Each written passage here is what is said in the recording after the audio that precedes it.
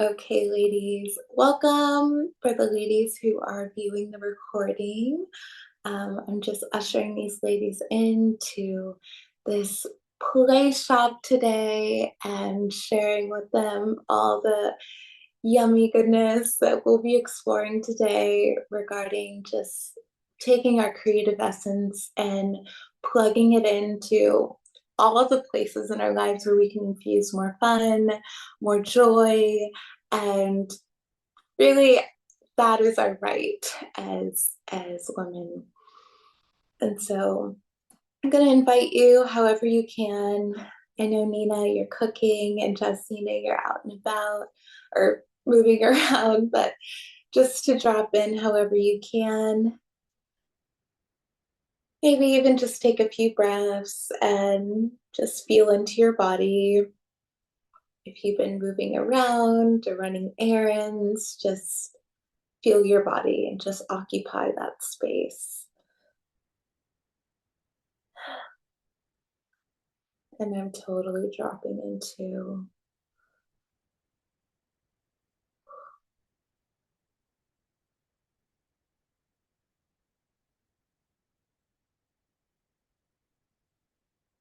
and when you're ready, we can all just come back and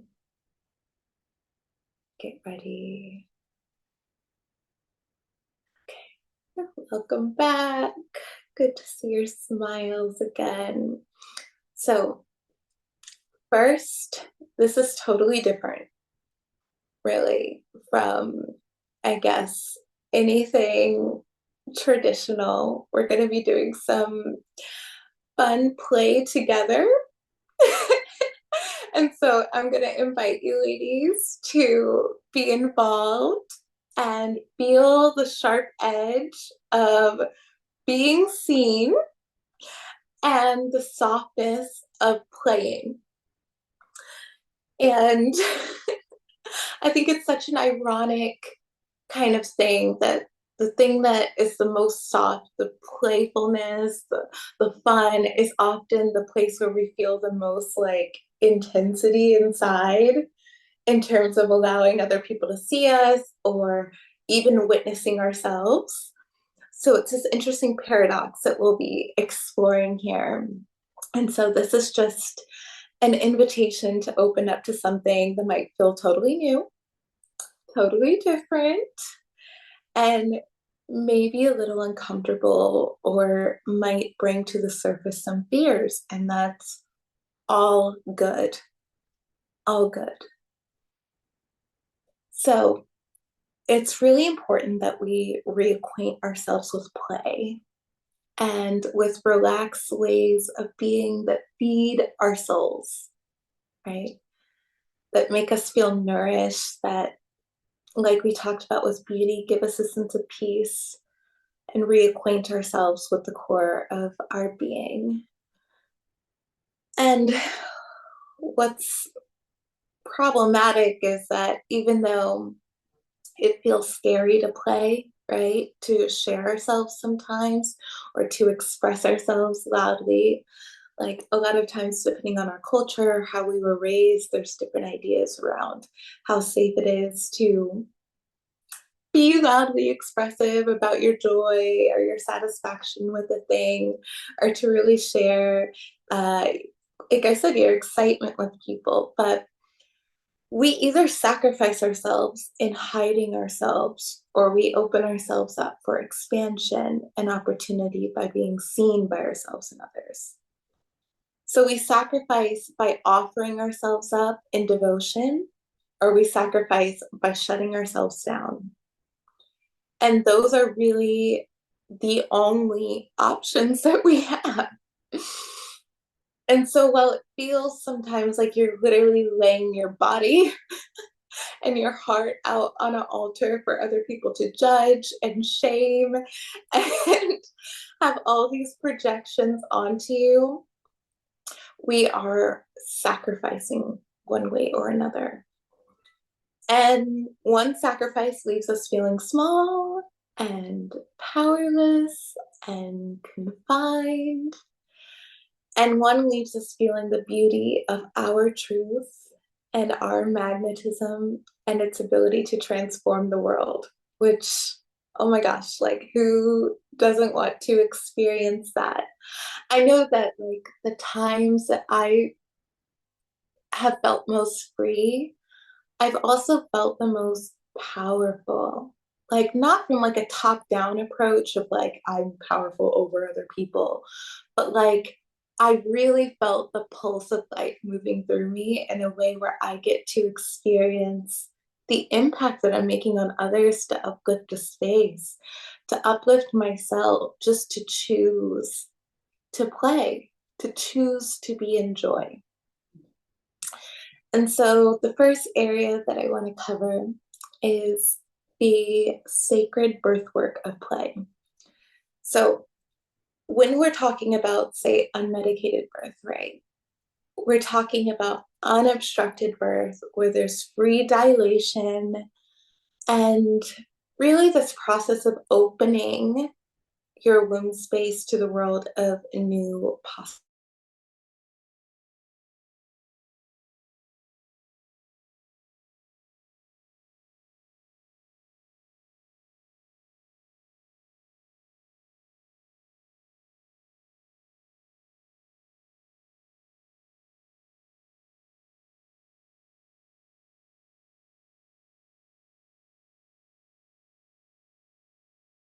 Okay, it kicked me out for a second. Let me get situated.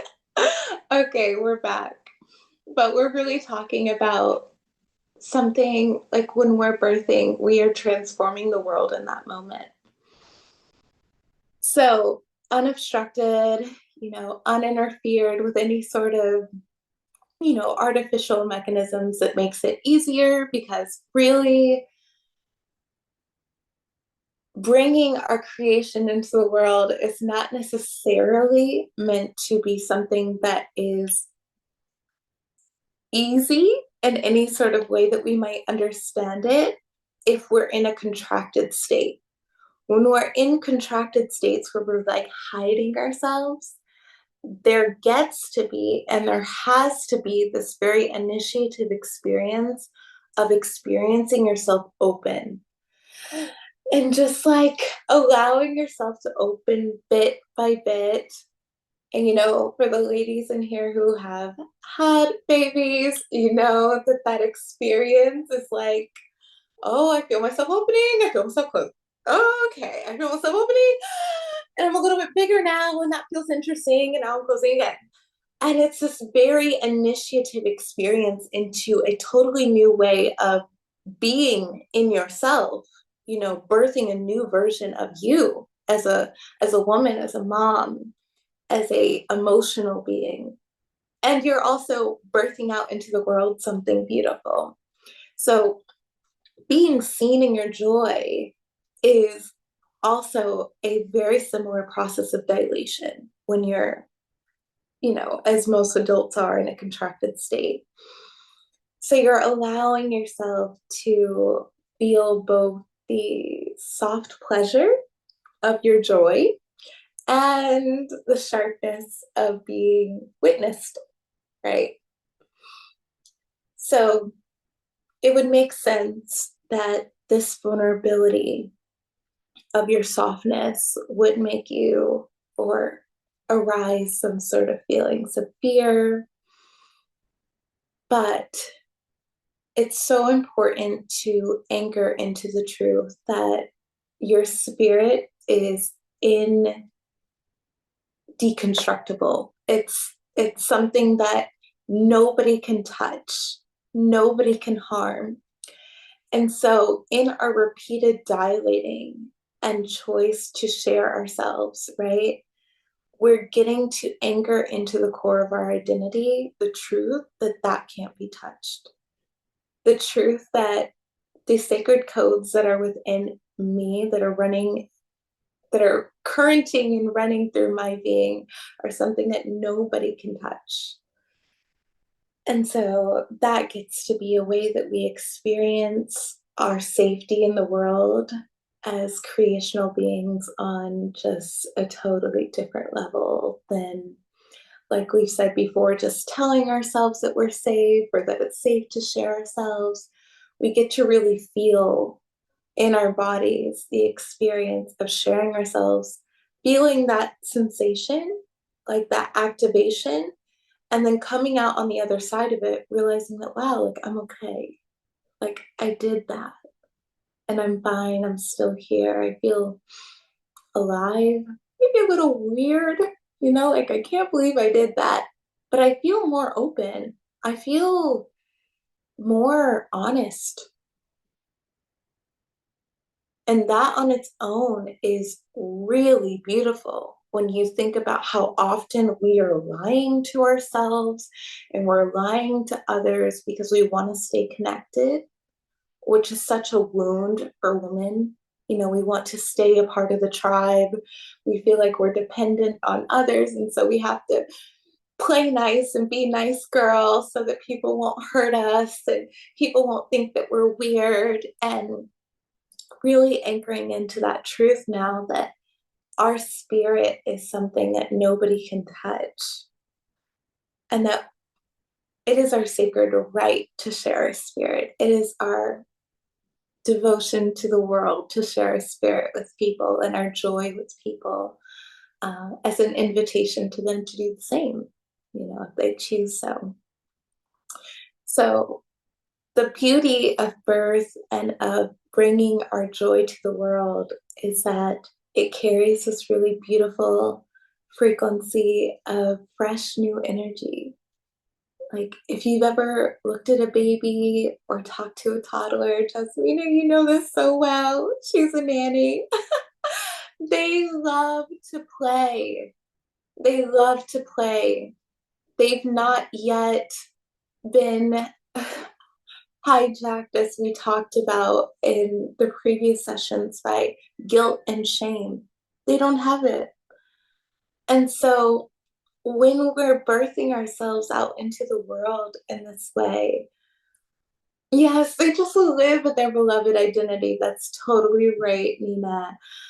They are totally plugged into their joy, their pleasure, their excitement, the things that light them up. And so the more that we allow ourselves to birth our play, our joy, our happiness out in the world, the more we are coming into a place of remembrance about who we were before we got hijacked, right? Before we came into the illusion that we have to operate under shame and guilt. So here we're going to return these codes of birth really quick. And so when we're thinking about birthing ourselves out into the world, and when you have a child, of course, you're birthing your beloved or your spouse's material, their codes into the world too, but you're also creating a new generation of yourself, of codes of your own identity that's moving forth into the world. And so when we think about birthing ourselves into the world, when we feel into that, it's really helpful then to think about how we might be able to nurture and protect the purity of the child within that creational energy that we're bringing forth. So I'm going to ask y'all and invite y'all to drop in once again. And I'm just going to ask some questions, and you can just scan in your system and see what kind of comes up for you.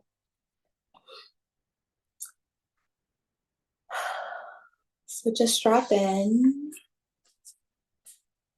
And I want you to think about and just bring into your awareness when you felt most safe to play. When you were a little girl,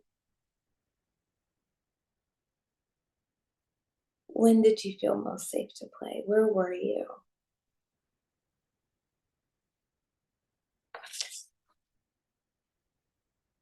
Okay. And maybe when did you feel a little bit not safe to play? Did you feel shamed for your play ever?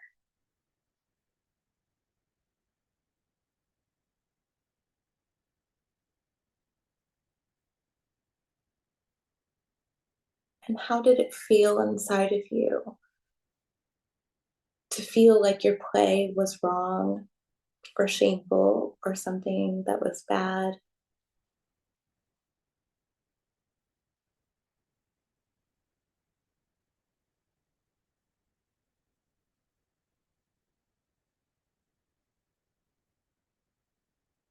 Who might have been there when you felt that?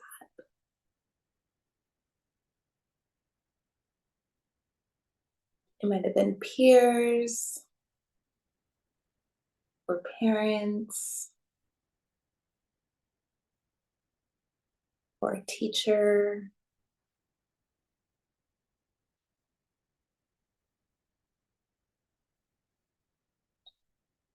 And just in your system, understand in that moment or in those moments the way that you were hijacked by guilt and shame for the core of who you are,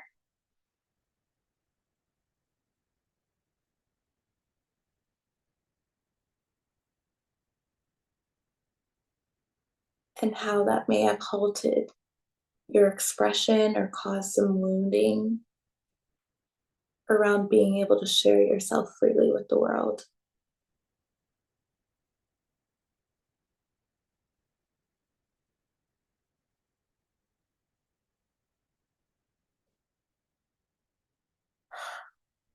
And just send yourself some compassion for that.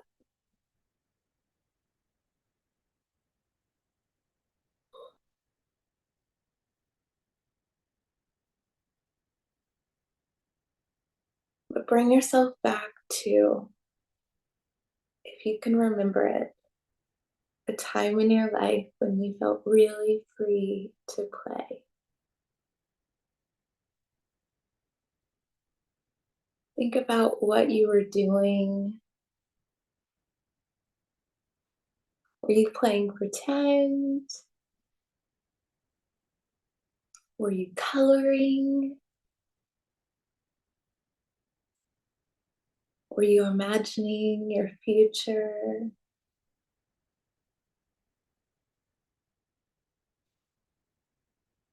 Think about the people that you felt good playing around,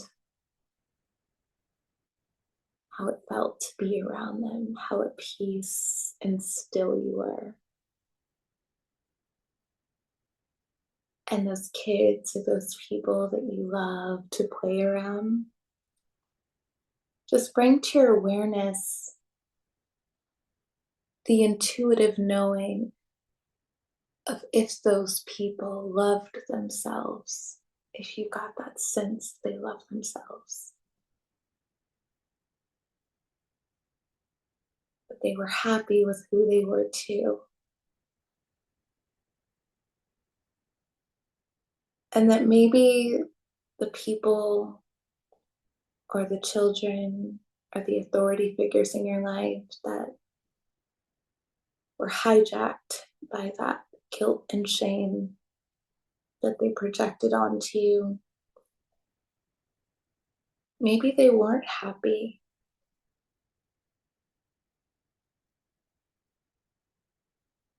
Maybe they didn't love themselves. And so we see this lineage of hijacking occurring that's passed from one person to the next,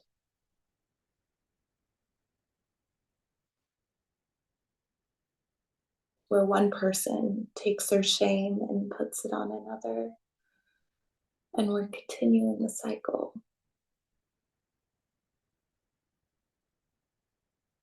So just drop into your heart here, and I want to bring some beautiful possibility to you about how we can change this and create some new codes in the world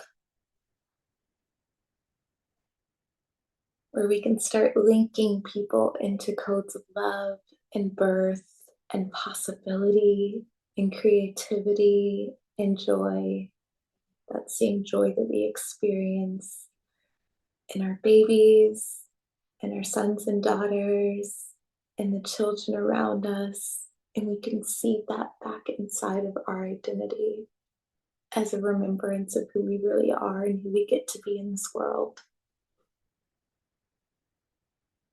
And we can fight through love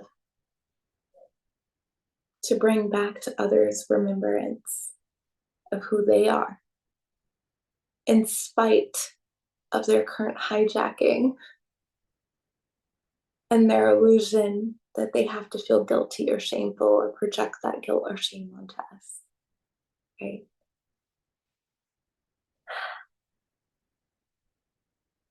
So I'm just really soaking in all of that too. And it feels really, really, really good to me to think about that being possible. And so I'd love to hear how that felt for you. Maybe some memories that came back if you feel like sharing, some possibilities you saw.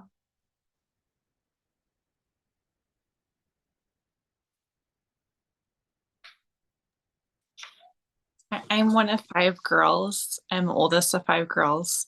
And at the time, there were just four of us. My mom had a baby like a lot later in life, like 12 years after the youngest, but the four of us were really close in age and we would pretend all the time, like outside, and we had these pretend people we were. And I was Miss Violet, and my youngest sister at the time was Miss Charlotte. And we had these very sassy personalities, and we all and then there were my sisters in between are identical twins, and they were a little bit more timid about these roles. I can't remember what their names were, but they really actually came out of their timidity and they weren't as shy and they really enjoyed playing this and like coming out of it. And it's just really cool to reflect back on that now, seeing as sisters, in our early 30s and one who's 20, that like how different we are now and how disconnected we are from that Mm, and how like just so many different life changes and who we married and how we raise our kids and viewpoints. But like when we were together as sisters, it was such a sweet time just to um really, yeah, really have that innocence and enjoyment of each other, and we just complimented each other so well, and it mhm. was just a really fun time of my childhood. Yeah.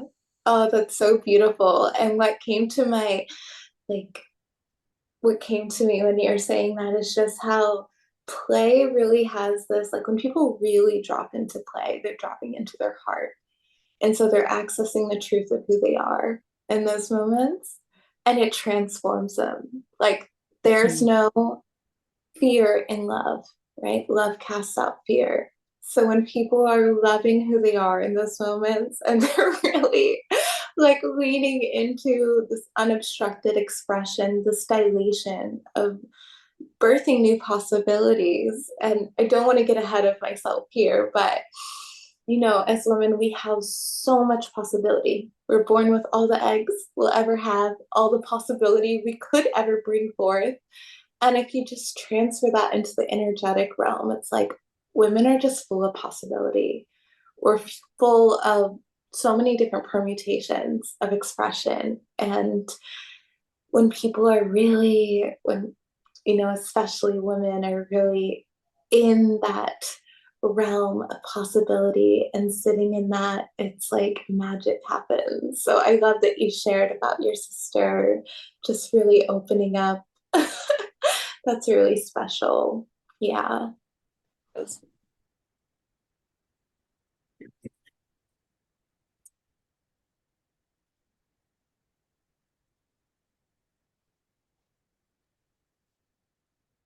Yeah, I love doing that exercise, Leah, because it really transported me back into. I spent a lot of time. I was the oldest of two other siblings. So I had a brother and sister, but we were all really close in age. But I remember a lot of my childhood, I spent a lot of time alone in the woods that were behind my house. I was just like always a very sensitive, mystical, just like intuitive, I'm sure like many of you, young girl. And my home life was also very chaotic and unstable when I was little. So the woods was like my refuge and where I would find peace. And I just was remembering like, and I have this memory now really strong because I've like recovered it over the last few years of, yeah, just like being with the trees, and I would make forts and I would have like fairy friends and it's kind of like creating a whole new world. Like, and I remember actually like I'm very visual and I always have been. I would like see the whole world like in my mind's eye, and then I would like essentially create it outside of me. And that was, yeah, really sacred. And I think I held that play as precious because I remember my brother and sister sometimes wanting to join me, and sometimes I would let them, but then other times I wouldn't. I would like really Mhm. protect this time for myself. And then, and we did many other things as kids together. And yeah, that were really fun. And I was like, the boss, I was the leader. So I was usually the one directing everything because I was the oldest, which is so funny now because I feel like, yeah, okay, those formative years have really shaped my own leadership in many ways and who I am today. But yeah, it's funny because I had so many friends. I mean, I have so many experiences of play with other people, but what comes up the most is this very deep imaginal time that was just like with me in my heart and with, God essentially. I remember communing and connecting with angels and that energy like from a very young age. And it was very playful for me. It just like brought me into a state of wonder. And yeah, it just was like a very sweet sensation.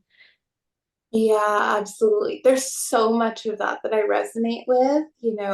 I also grew up, I mean, I have a lot of similarities in terms of the feeling of stability in my home. And I was so blessed to have a beautiful, large backyard. And I would just go outside and play and lay in the grass and watch the ants and like make up little stories about them. And I don't know, it was just such a beautiful, like you said, sacred, simple time where anything could be anything.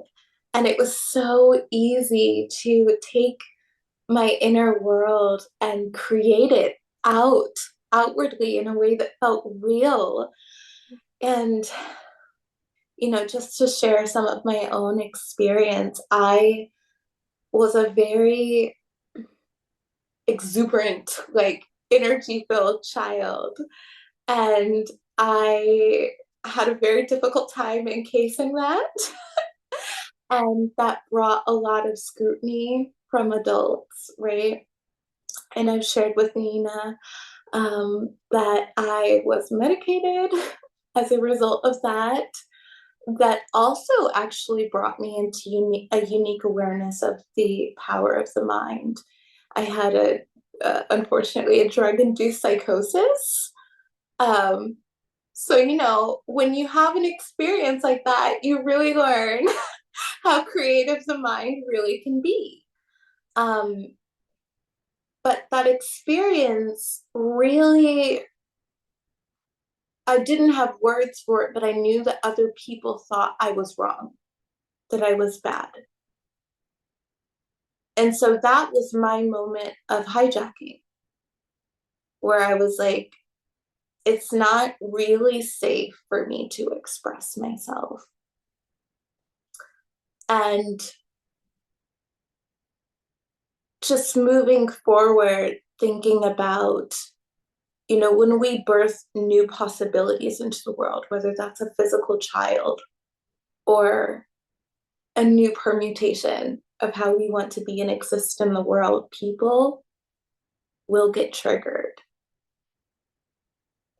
People don't always have the energetic capacity within themselves or the sensory capacity within themselves to be with how it feels to witness expression. And I talk about this in Central Emotional Intelligence extensively, but the Western world has a real block around expression, physical expression and emotional expression.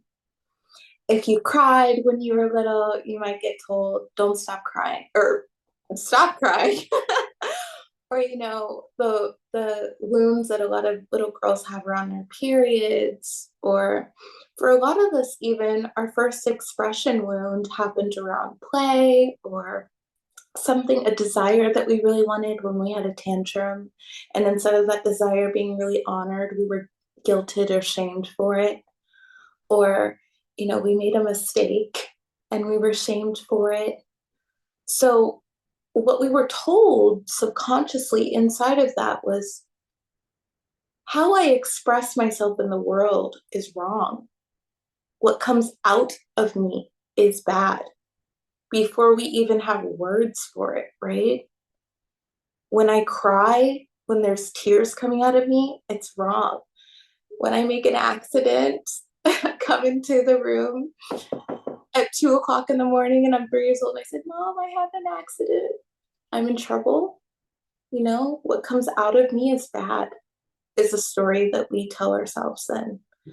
So when we're birthing new possibilities into the world, what comes with that is often a lot of turmoil. It doesn't always look perfect the first time, the second time, the 10th time, okay? And it's triggering for people. And people are cruel to children. They see their displays of joy and excitement as disruptive a lot of times. Yet this play, right, is medicine to the ego. And if we allow it to be, it can really be a light path out of the guilt, shame, too much, you're too much matrix of this world, right? And so our energetic children of possibility that are connected so deeply to our heart womb, and our physical children that are so recently connected to our heart womb, right? They're birthed out of love, sourced out of love, and obviously birthed out of our wombs. They're so connected to that realm of just heart and the unknown, which is like where we source our play from. We never really know exactly how it's going to come out or if it's going to be perfect. It's just exploration and joy and adventure. So play gets to be this way that we can lead ourselves back to love. And what we notice is that people are actually afraid of, what people are actually afraid of is the tension, that labor experience of dilating.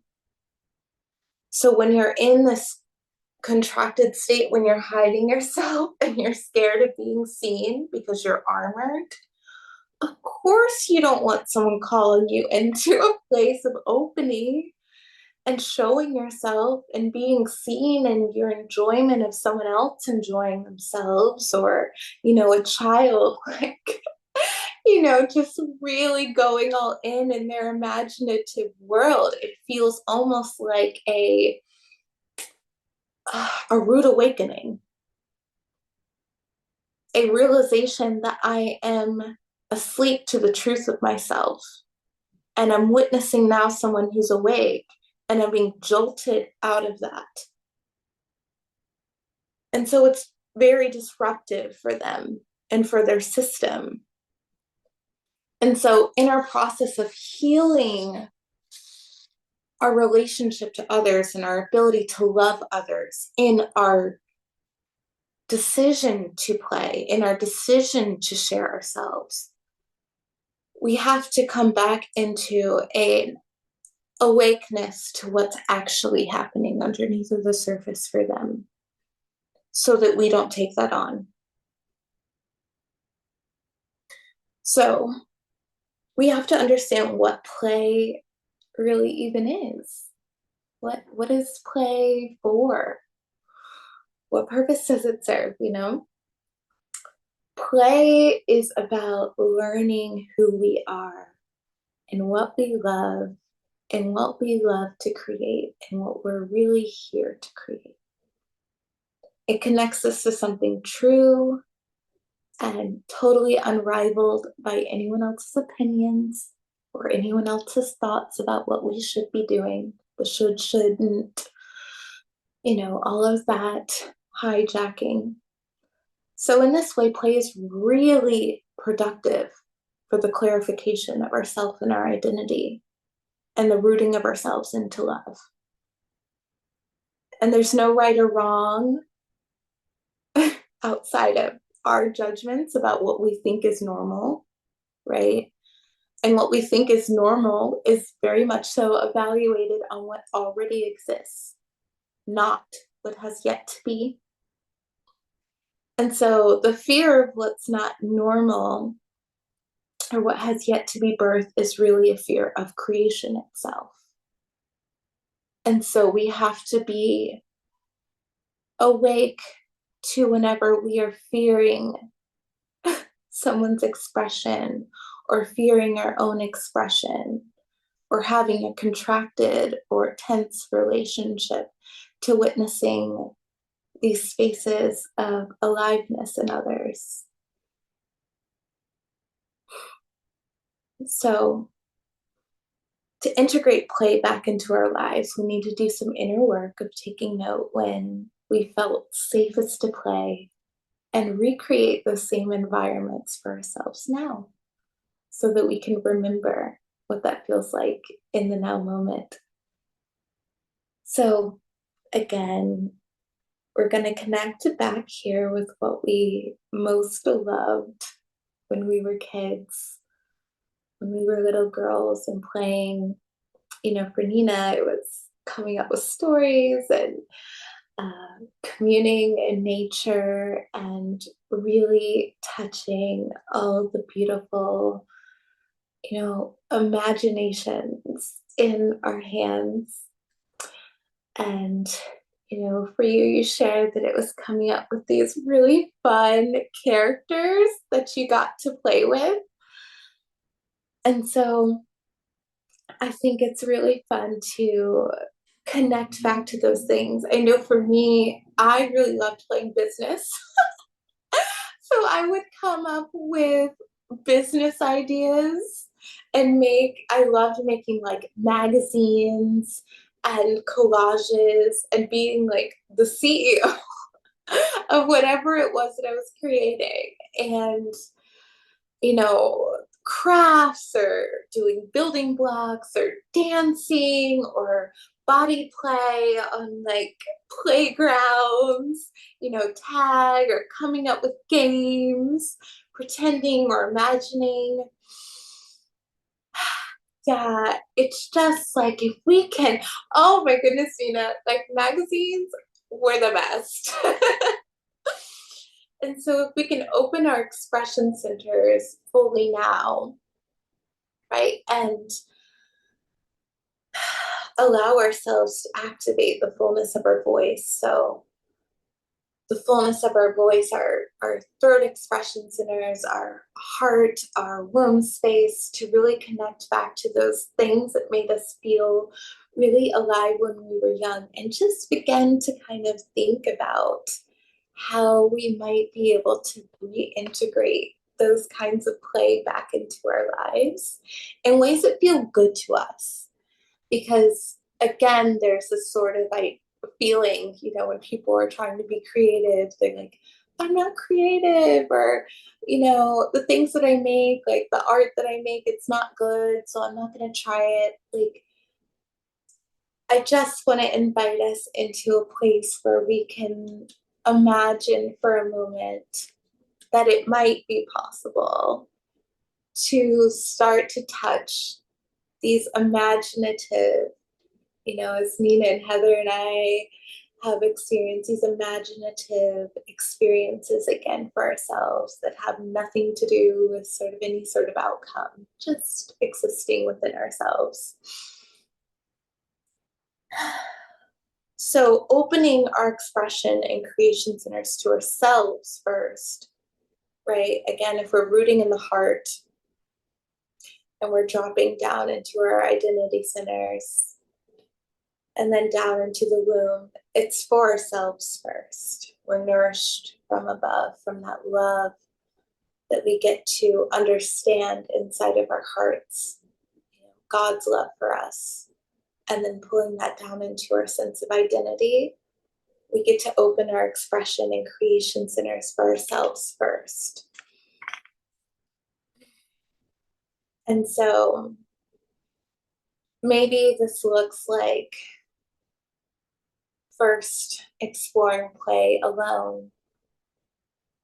But in our process of bringing play back to ourselves for the devotion and expansion of everyone around us, right? Bringing back to people's remembrance the sacredness of play, their right to it, their ability to exit the matrix of guilt and shame.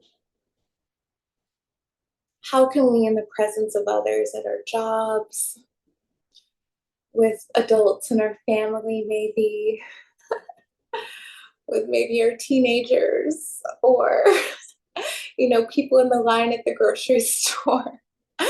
Sometimes I really want to dance or sing a little song when I'm like waiting in line somewhere. And I'll like feel myself being like, I can't do that. People will think I'm being weird. How can we, in the presence of others, integrate play into our lives? And maybe it looks like really tiny dilations, like bringing a pretty pin to work. Like for me, I've always loved decorating my pins with there's these really cool clips that you can get at Michael's. They're like seasonal clips or like flowers, and putting them on my pen, or singing, or signing a paper or a piece of paper in pink ink instead of blue or black in an attempt to be taken seriously. Or maybe decorating our office spaces in a way that really actually excites us and lights us up. Maybe it looks like wearing clothes that make us feel seen in a way that we haven't explored yet, that's out of our comfort zone, but makes us feel really alive. So again, we're touching that like edge of vulnerability and play and the softness of that, but also the edge of like being seen. Okay. Maybe it looks like playing or giving yourself 10 minutes of uninterrupted time to color or imagine a fantasy world that would feel fun to exist in. That particularly really tickles me. Or coming up with stories or writing a quick little song and just making a little jingle, right? Playing with blocks. Just giving yourself uninterrupted playtime that has no rules and is simply meant to be a time to witness yourself and to be seen in that play. And then, this is the part where we get to initiate others into the joy of this. And that's where we get to share our play with others. And we get to share with people, this is this little jingle that I came up with today. This is this imaginary world that I came up in my mind today. And maybe we share it with our spouses first, or our grumpy teenager, or, someone that we feel a little bit activated around, but not too much. Just these little dilations, right? And we watch their response and we witness maybe their contraction or their opening. And just let it inform how we relate to ourselves as playful, creational beings, and how maybe that mirrors some of our own experiences with ourselves around play and around creation. Because play is really important to all of this, whether we're talking about the creation of ritual or the creation of, just coming up with desires. Like I feel like I'm always creating in my mind new ideas. Oh, maybe I could do this, or maybe I could, try this thing. And play is really, I feel like, at the heart of it in many ways. And I really feel that in devotion to the world's expansion and to lighting the way through the sort of underworld currents, these very murky currents of guilt and shame for others, it's our responsibility and our gift to the world to keep our creational and voice centers open and activated. And so when we have the opportunity to, in love, we can invite others back into the opportunity to play too. And, just this awareness that life doesn't have to be so serious.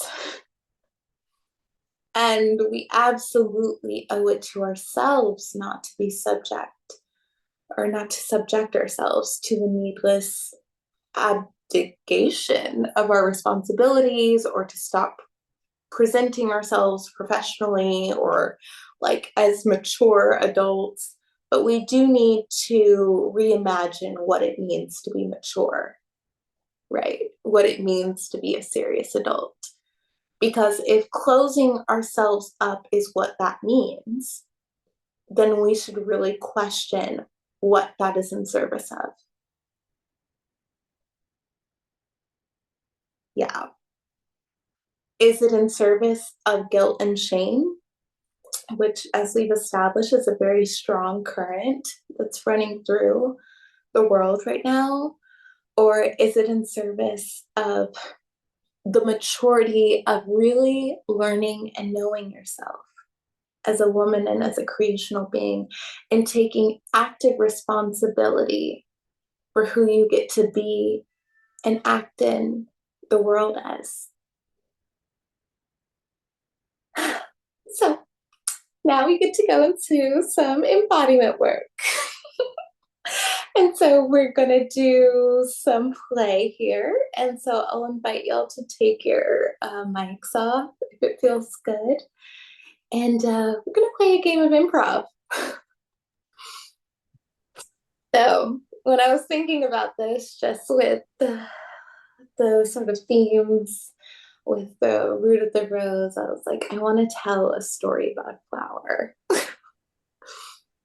And so there's no rules to this like game that we're gonna play. Oh, I love it.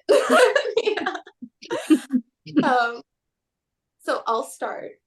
And all that we're gonna do here is, I guess, whoever decides to go first, whether that's Nina or Heather, we'll just go in a circle. So if it's Leah, Nina, Heather, or Leah, Heather, Nina, and then back to me, whatever works. So I'll start. And then you can just respond with a phrase or a word in response. And it's just really fun, really playful. There's no right or wrong way to do this. We're really rooting into, I get to just say and be whatever, and it gets to be fun and right, and we get to just root into the unknown and see how it all unfolds. Okay.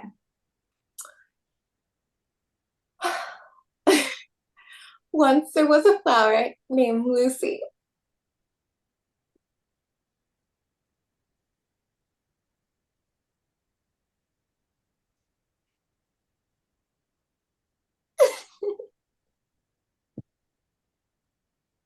She lived in a garden that had abundant sunshine all day. Now, Lucy was a wildflower in her grouping that looked a lot different than the other flowers that were inside of the garden. Oh, and sometimes when she was sad, she would wilt because she felt ashamed. Mm. Yeah, she thought that she was left out from the sun and from the other flowers. And yeah, her petals would just weep and weep and weep. But one day, a sweet little girl who loved playing next to her decided that she was going to pick Lucy. And she planted her in this gorgeous zebra print vase.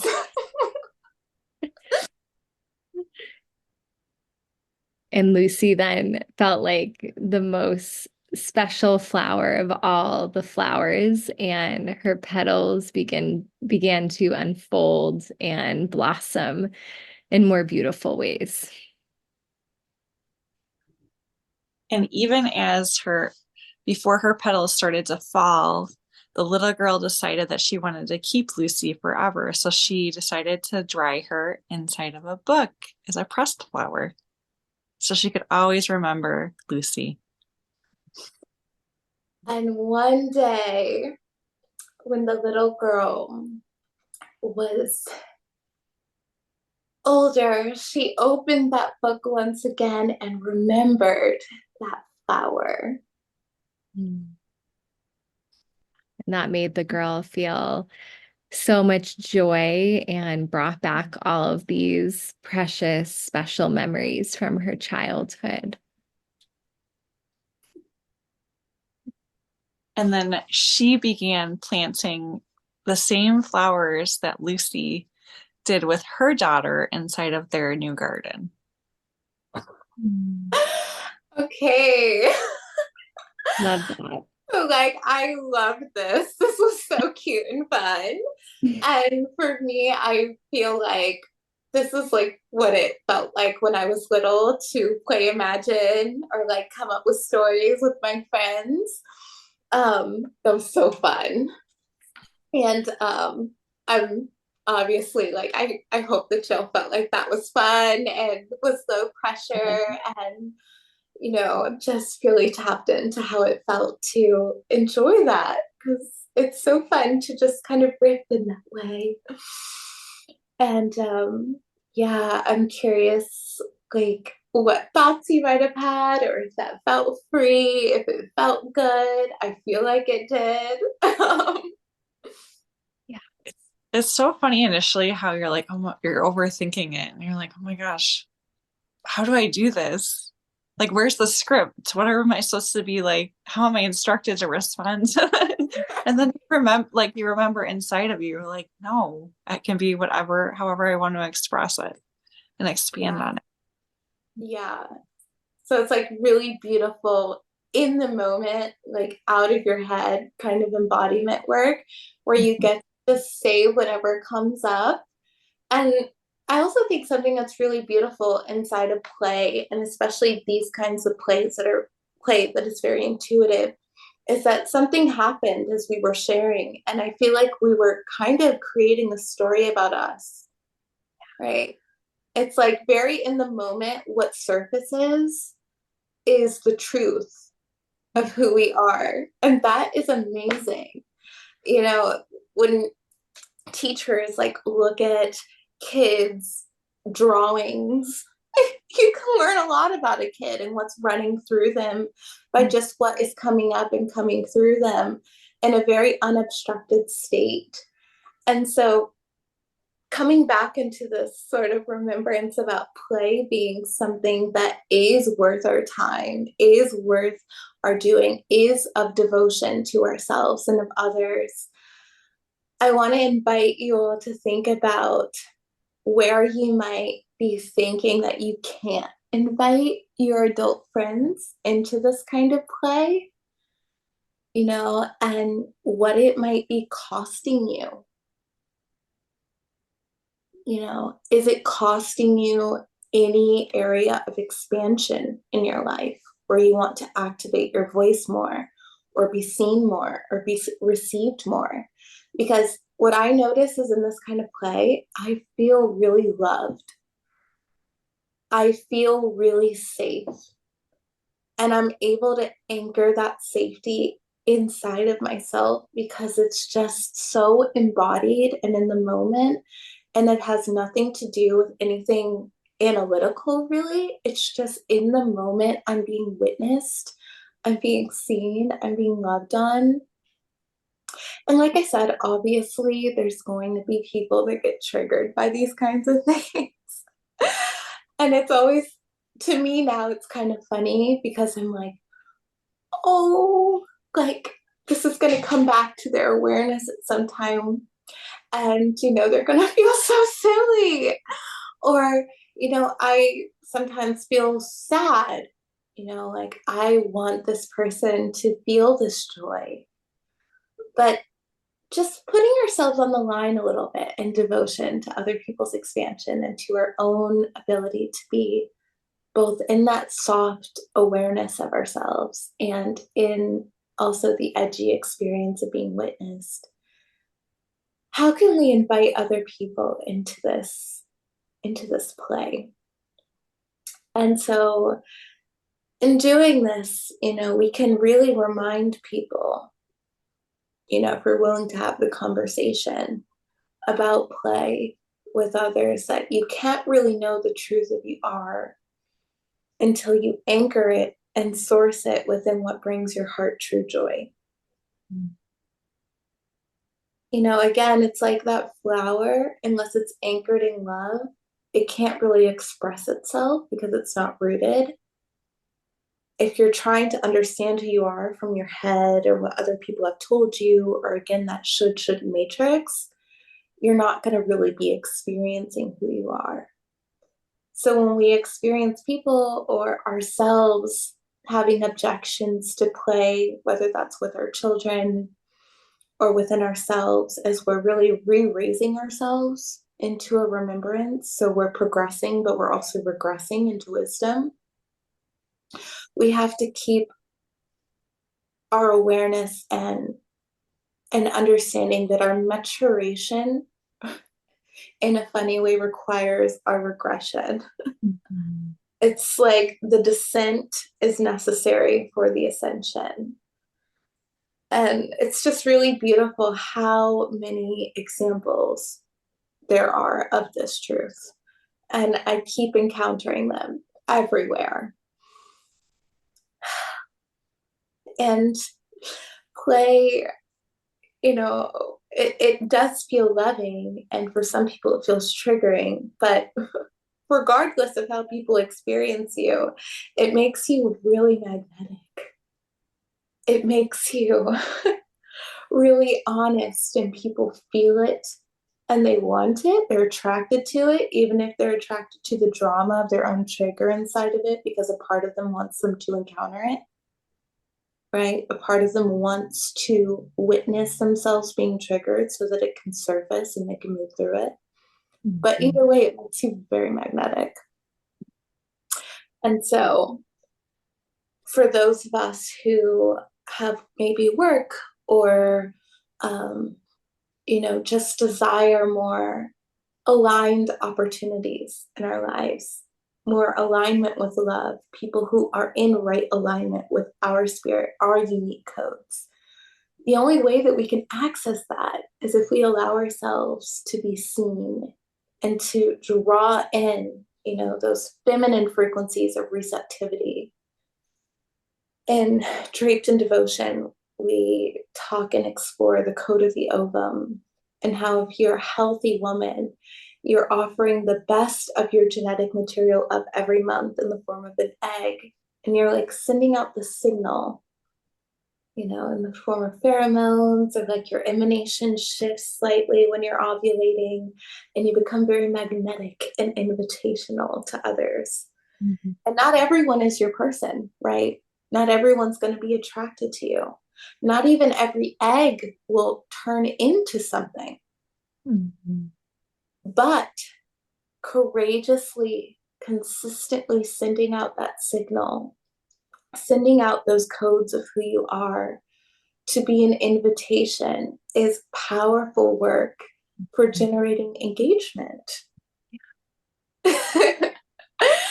And if you want people to really be engaged with you, you have to be willing to put yourself out on the line like that. I had an internship at the Department of Labor here in DC when I was in college. I don't know what possessed me to do this, but I was just an intern, and I decided in my free time that I was going to create a presentation to help the government connect students in HBCUs to government positions. And I said, you know what? I'm going to do this in Leah fashion. So I had like a pink presentation with flowers, and like I had downloaded these transparent PNGs of like bubbles and downloaded my own fonts. And I tell you, ladies, I showed up to the meeting and I decided, I was like, hi everyone. I actually have a presentation that I would like to show. And I got up there and I shared it, and it was such a weird experience, like looking back at it through this language and through what I know now, and watching their reactions and how like glued in they were, like, what is she doing? But wait, I don't like it. And just like waking up out of that like idea of what's professional, because everything in the presentation was completely like correct. I had all the stats, I had all the information, but we often think that in order to be taken seriously, right, we have to strip ourselves of personality. We have to strip ourselves of play. And to this day, I'm still connected with the ladies in that department.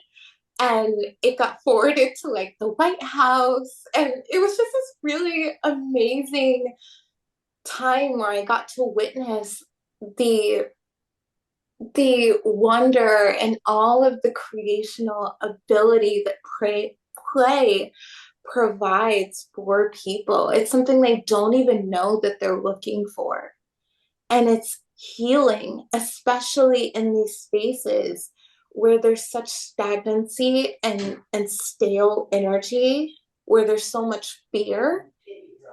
And so allowing people to tap into that through you is like fun and good for you, and it incredibly expansive for you. Like at the time when I did that, I don't know what drugs I was on, but for whatever reason that felt rightful, and I felt on the back end of that really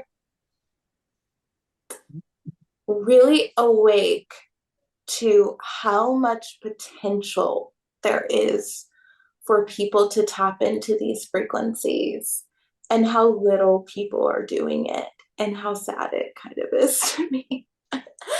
um yes, so if you want the most like delicious drippy kind of fun engagement from yourself or from others, you have to dare to infuse beauty, life, personality, fun into the work that you're doing, the tasks that you're doing.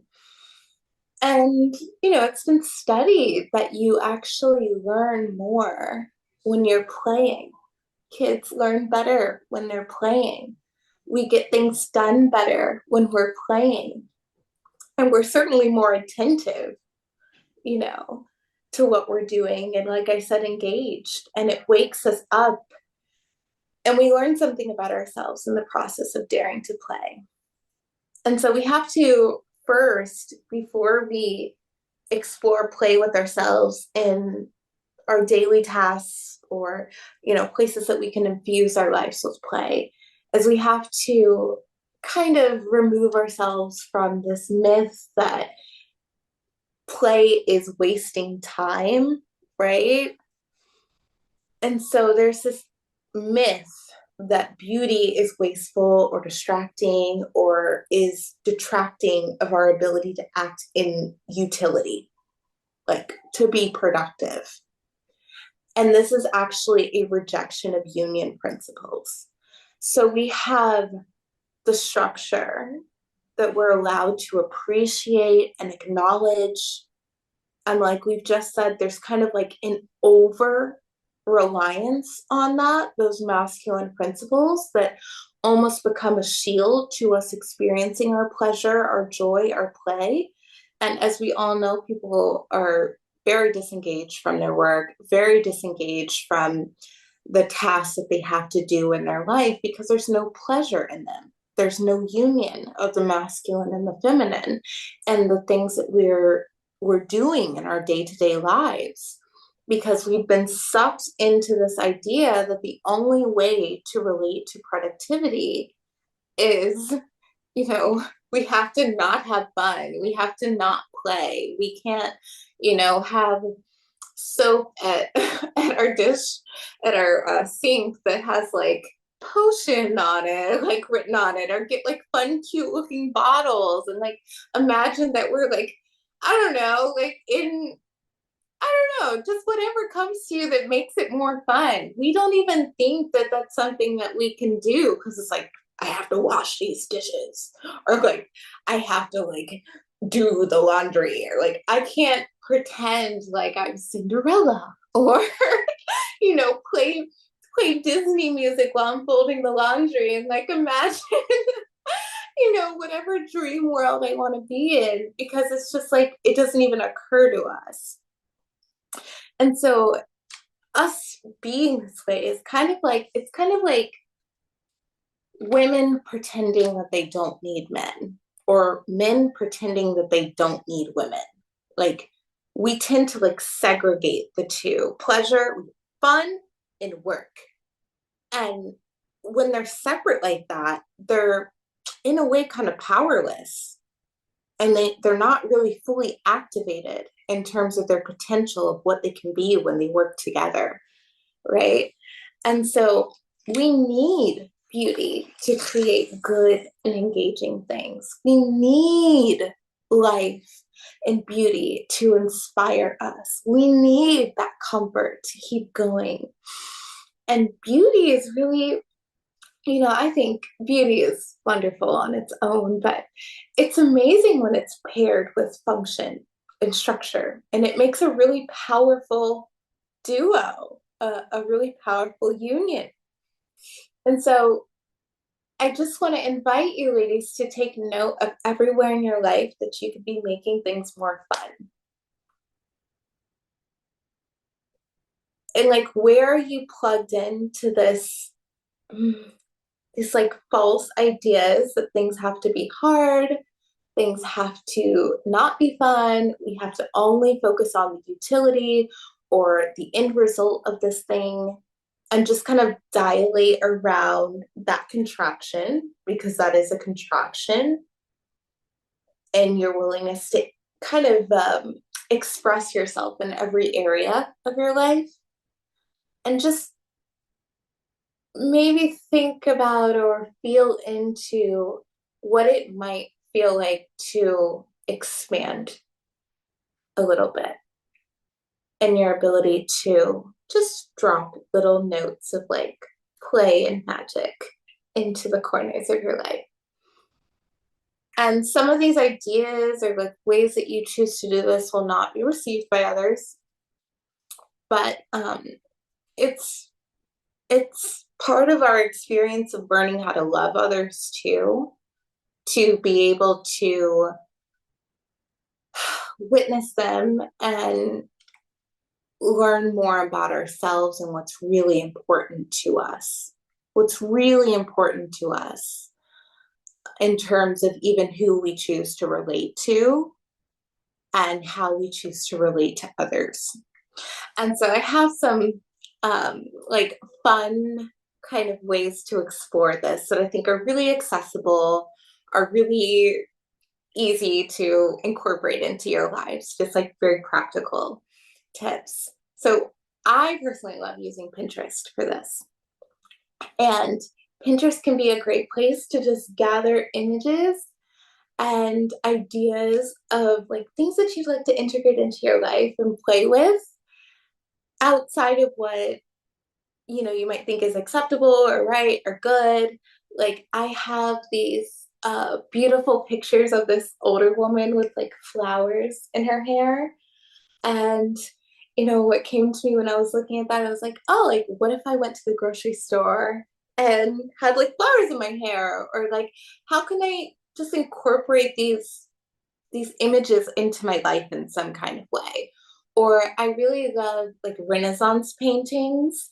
And so for me, like shawls and stuff like that are like a way that I can like incorporate the imagery into my life. And it just feels really fun. And play doesn't always have to be these like really huge displays where you're like in people's face, although that can be an interesting thing to explore also. Um, but play can just be these times where we say, you know, I feel inspired by this. How can I pop this into my life in some kind of way, making it visible for myself, or making this thing that I feel really inspired by incorporate it into my life? Like I I sourced these like pictures here from my Vogue magazine. I was like, oh, I really love that dragon. Like, what if when I was looking out, you know, I go antiquing really often, I could find like a painting or a book or something that, you know, feels playful around those similar themes, and like build something fun around it. Oh, you said your daughter has a box of trinkets. Oh, yeah. Like you can just collect things that make you happy and figure out different ways that you can incorporate them into your lives. For me, I have a little box here. Obviously, we know that there's not cookies in here. um, but it's just magazine clippings. And so in my planner, a whole carriage.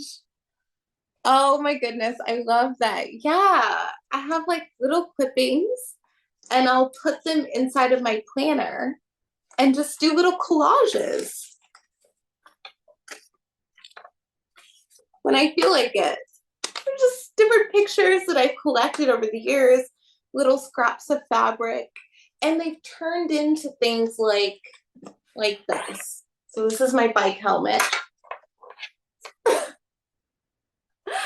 And obviously it's not perfect, right? But like this was an opportunity for me to just play. I decided that I wanted some bling on my helmet. And this is obviously not everyone's style, but this was like a way for me to just witness myself being myself, not try to be perfect, not try to put it together in some way that would please anyone else, but just be really tickled by the fact that I made something and this is mine and it's no one else's. And yeah.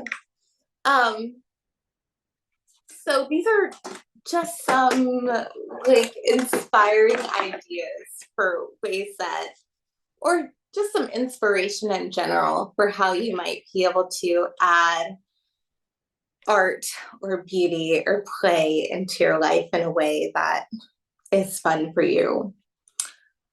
And so when you're making yourself visible to yourself, it feels kind of uncomfortable, I think. Like sometimes when I create art, I'm like, it's not really good. Like this was a project that I was like, okay, yeah, that's okay. But it's all about loving yourself and learning to love yourself. So surrounding myself with these things that I've made, it gives me an opportunity to kind of be in relationship with the truth of who I am. Like this came out of me.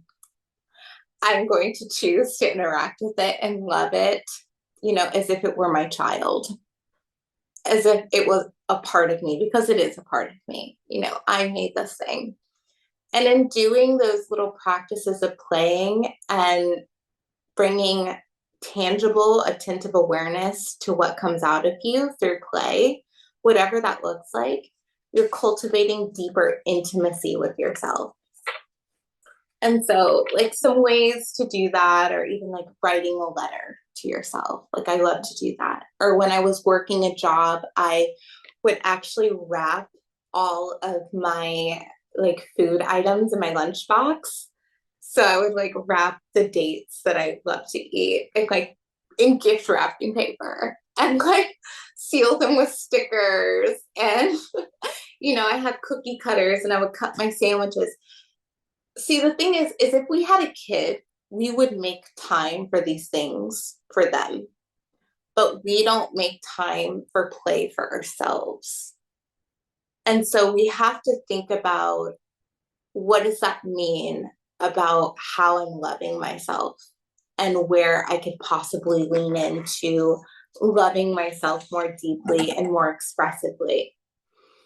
And so you might want to have a dance party with yourself, or watch a fun documentary about something you know nothing about but feel kind of attracted to, or look at pretty rocks outside for 30 minutes, or choreograph a dance, or write a silly song, or write a story, or build a tent outside or inside with blankets and like sleep under it. You might want to play with a kid and just for a moment, just like allow yourself to notice those contractions in yourself where you're like, oh my gosh, this kid is crazy. And just like play with them inside of that frequency of just unobstructed, pure love and improvisation. You might wrap your lunch items like I did. I love to do that. Or just preparing my food and plating it in a way that's really playful. You know, you might write yourself a love letter with little stickers on it, or magazine clippings that you glue stick on. I love doing that. And I'll fold them up and put them in envelopes and like leave them around the house for me to find. Uh, you might draw something and hang it up on your fridge. Or I actually had a example of that, but I don't know where it is. But you can do all these different things. This is like a perfume oil that I made with like clove, and I spray it, and this is mine. Like nobody else has this, and I get to experience myself, what I created, every time I spray it. And it's just amazing. And there's so many ways to do this.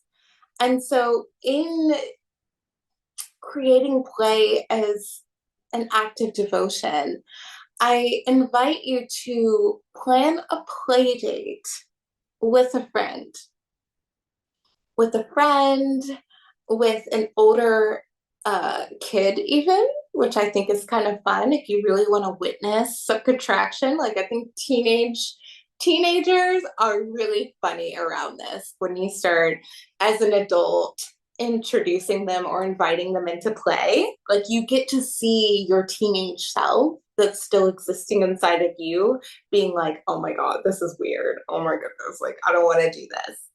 But you can even play with who you invite to play with you. You see? And just use it as like a fun experiment that doesn't have to mean anything, because you know what's going on with them. You can see inside of them, oh, this is their guilt shame matrix that they're plugged into. And how can I invite them into saying, you can play too, and seeding that in their system as an act of devotion and play for you. So, like I said, we come up with a million excuses for why we can't play, but they're all just contractions. They're all just contractions because it's so easy. It's as easy as going to the kids section and finding hair clips. And when you're going to wash your hair, instead of using like a bobby pin or something, that you don't like the look of, just something fun that makes you happy. These were like $1. We come up with all these excuses for why we can't play, and it's all just a contraction. Like I said, if we had a kid, we would make sure, come hell or high water, regardless of our circumstances or our time, that we made space to be with them and play, or that they had time to be with themselves and play. And so when we graduate into remembering ourselves, we get to be this person for others that is truly tapped into love. when we choose to, like I said, regress back into that state, which sounds bad, but when we choose to remember ourselves, really, is what it is. We choose to also, we are allowed, or we're allowing ourselves to be able to be a place of remembrance for other people. And so it is an act of service. It is an act of love towards ourselves. It's an act of love towards others. It is allowing others to remember their creational codes, especially women. For us, we have so much potential available to us, and bringing them into a very deep awareness of that, but at a conscious level, by sharing with them, like, you can do this too. Like, it's really fun. I promise it's fun, and just dropping that in their system is something that they can remember. And they might still have a reaction to it, right? But it's something that, whether it's a year from now or a month from now, they might find themselves in a space or in a time where they really want to play, right? Or they really want to have fun, or they really want to express joy, and they remember your voice saying that you could do this. You can do this too. It's fun. It's okay to play. It doesn't have to be serious. You get to be that person for them that initiates them into a higher way of being. And as women, we hold the codes of beauty and life and love and creation in physical form and in our essence. And play is just one of the many ways that we can remember this truth. And so with that, I give you all my heart, and I pray that this resonated in a way that you all feel like you can really take out into the world with you. I absolutely, like I said, invite you all to plan a play date, just see how it feels, notice what comes up. It's a really beautiful embodiment practice, even if it's with your spouse, to start just tiny dilations. So I guess I'll open up now for any comments or any completions, any questions.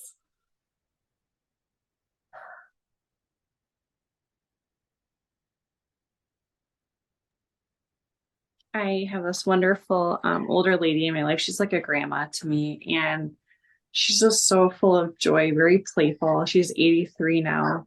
So she met me when I was 15, very much a teenager, and I was living in a homeless shelter. And it was such a serious time, and she just would invite me into her home with my sisters. And she had everything set up for play. She loved children, always had children around her. And my sisters and I would make up this little shop. I forgot what it was called. What was it called? The Sale Shack. And she would get in it. And at first, at 15 years old, I had attitude, and I'm like, this is so dumb. Why am I doing this? Why are we over here? But just the joy she had and how we opened up in that time that was so stressful and hard. And she's always been a woman that has had kids around her all the time. And I really feel like if you want to engage that sense of play and have that, yeah, have a child around, because and even if it's not a child, if it's a teen, like seeing them, how they respond. And she still jokes about that with my sisters and I today, like, remember the Sale Shack? And you would sell all these little trinkets and stuff. And I really honestly have never thought about, when I had kids, like sharing those experiences with play with them. I don't know why I didn't think about that when I was there, but it's really such a great excuse to really play. And I'm the mom where I'll go into the ball pit with my kids at the jumpy place like the whole time, and we're outside all the time playing in the woods and making little things, and my daughter loves stuff like that. And it's so wonderful to experience that stuff with your kids. Like and you can just do it because, yeah, you might look like that crazy mom, but it's really like your kids love it. And even as they get older, like my son is 6th grade, middle school, like we have dance parties, and he is a very serious oldest child, but he will dance. I'll see him doing it. Like he'll get excited and I'll see him bust some moves and it's really fun. Yeah, and I'm sure that they really appreciate you for that because you're showing them that it's possible as an adult to still. Sorry, that's my son. Still, I'm gonna mute it because he just woke up from a Japanese break. but you're showing them that it's still possible to have access to so much joy. And for the moms and the parents that are watching you, on a subtle level, you are a living example to them that they can let their guard down too and enjoy those little moments, you know. And I think that that is such a beautiful thing that you're doing for yourself, but also for them. Again, it's just like allowing yourself to soak that love in, and then it just comes right back up. And it's something that gets to be experienced by others in a way that touches, moves, and inspires them. So thank you for doing that. Yeah. Yeah, I'm super grateful in my life too. And, this has been such a beautiful remembrance of like really deepening even more into play and fun and joy because, yeah, for over 10 years, I was an occupational therapist. So all I did was play with kids. I worked in pediatrics and was with children every single day and would do crafts and paint and shaving cream and everything. I mean, yeah, just so in it. And I think part of my soul and spirit like is just so connected to that child like essence and innocence and like playfulness and really always have understood like what that can open like you were saying, Leah. And even last year, now that I'm working in my business more, but it was in I think 2022 when my business was going through a cycle of death and rebirth. Yeah, I got a nannying job and I recognized I was like I was not doing internally well with my business. I was needing like a reset. I was not having fun anymore. And I Yeah. was like, you know what? I'm gonna nanny a couple of days a week and like go back, be with kids. Oh my gosh, I kept that job for almost 2 years because I loved it. It was like my break in the week to just have fun, frolic in the woods, play games, go to the lake with them. Like it really renewed my energy. And really it was from being with them that really supported the birth of Way of Grace. It was Mm, really being in a state of like just having fun and like letting it be fun and not taking things so seriously. And they were my teachers in that. Yeah, they reset my whole energy field around how I now do my business as well. Because, kids really show you what's important. And it really is. It's like, it's the playfulness, it's the fun, it's the joy, it's the present. It's just being here right now with your heart. And yeah, I'm so grateful. I love children so much. And yeah, I just can't wait to become a mother because, yeah. it's amazing. It's such a beautiful journey. You're going to be the best mom. Yeah. The best. Like, I just bless you in that desire. And you're going to be the best mom ever. And Yeah. like what I think of when I hear that and what I feel is just how children, they don't hold on to anything too tightly. And so much of our contraction, I think, comes because we're holding on to things just a little too tightly. And if we can just choose to let it go, like I made this post and it says, only when the grip of control becomes so tight that I think it was like your hands become to bleed, do we remember to let go often? Right. And if we can just remember Sure. in little moments by really embodying this as a ritual part of our life, as a creative part of our life, as a necessity, like bringing back to our bodies remembrance inside of our heart and our womb centers in our body the truth and the importance of play. Yeah. Like when we play and we feel that joy in our bodies, you know, we all know up here, oh, we need to relax. We need to have fun. Life isn't serious. Yeah, yeah, yeah. Okay, when was the last time you played? When was the last time, you know, me to myself, when was the last time I went outside and just laid on the grass and like looked at the ants going by or like collected little rocks? And like, those are things I have to do as a practice in a world that begs us to contract around every single thing. Just to open and let it all go. Just for a moment. And just let us all be a little looser in the world and let that be your devotion. Not how hard you can work or how much you can do, but like let your looseness be your devotion.